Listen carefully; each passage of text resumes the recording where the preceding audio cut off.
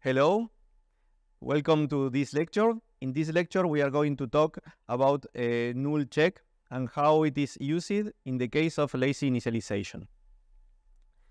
We are going to think about the initialization of an object, what happens when we create a new object. We are going to present the idea of lazy initialization, and this lecture is a complement to Avoid Nil lecture. It's suggested that you can review also this lecture to get the whole idea and the whole picture of the subjects that we are presenting. What is the problem that we are attacking today? Well, we need to reduce the startup time or the time that we take to create a new instance of an object.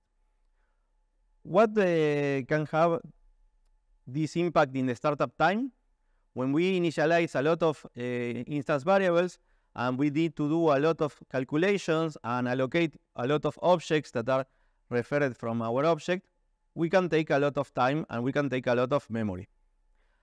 And there is another situation, is that we are forced from the beginning to initialize all the object, all the state of our instance when we create it. So what is the solution? We want to see how we can do less of this work in the beginning, in the initialization. Our solution, or the idea that we are presenting in this lecture, is only to perform the initialization of the state that we are going to use. We are going to only calculate this new state or this state that we are going to initialize when we use it. And this will produce that it will only be calculated when we are using it without needing to do it before. So we are delaying the initialization of our objects until it's really needed.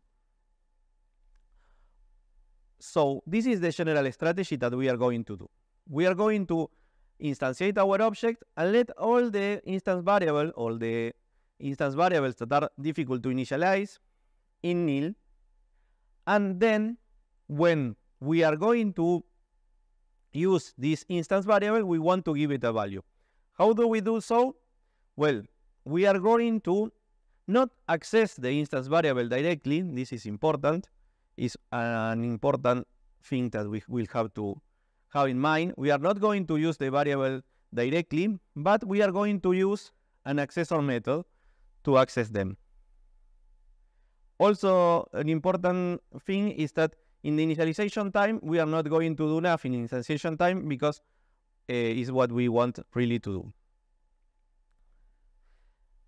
In our accessors, we are going to do some kind of little work extra that we do usually. Usually, when we write an accessor, a method that accesses the value of a given instance variable, we just implement this part, returning the value.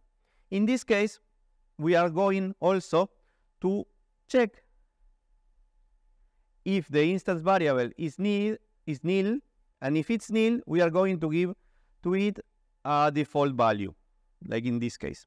This is a really small example, but we are going to see that this can get more and more complex, and when it's getting complex is where it gets more and more powerful.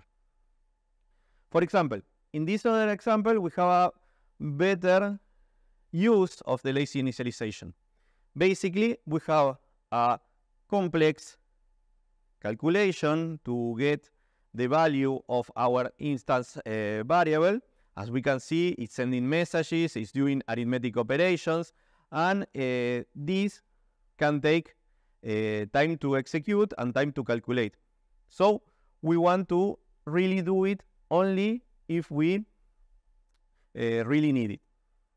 So we see the same pattern of our accessor in our lazy accessor. We have the normal accessor to the variable, but if it is nil, we do the assignation with the value that we are calculating. In this way, we only execute the complex and expensive calculation when we really need it. Other thing to have in clear is that we are storing this value in the instance variable. So the second time that we access the instance variable through the accessor, we already have the value calculated.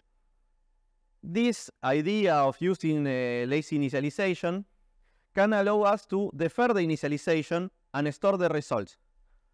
In this way, we delay the execution of expensive code to calculate the values, and also we catch them to be used later. One big problem or one big constraint of this solution is that we never should access directly the instance variable. We always need to use the accessor. If we are not doing so, we are in the risk of exposing a nil value, and we will break all the idea of having lazy initialization. So the good thing about lazy initialization is that we can cache the values and defer the initialization until we need it, but the cost is that we use always the lazy accessor. What are the good things of this? Well, as I said before, we can avoid the creation or the calculation of a complex object until the time we really need it. But there is always a trade-off.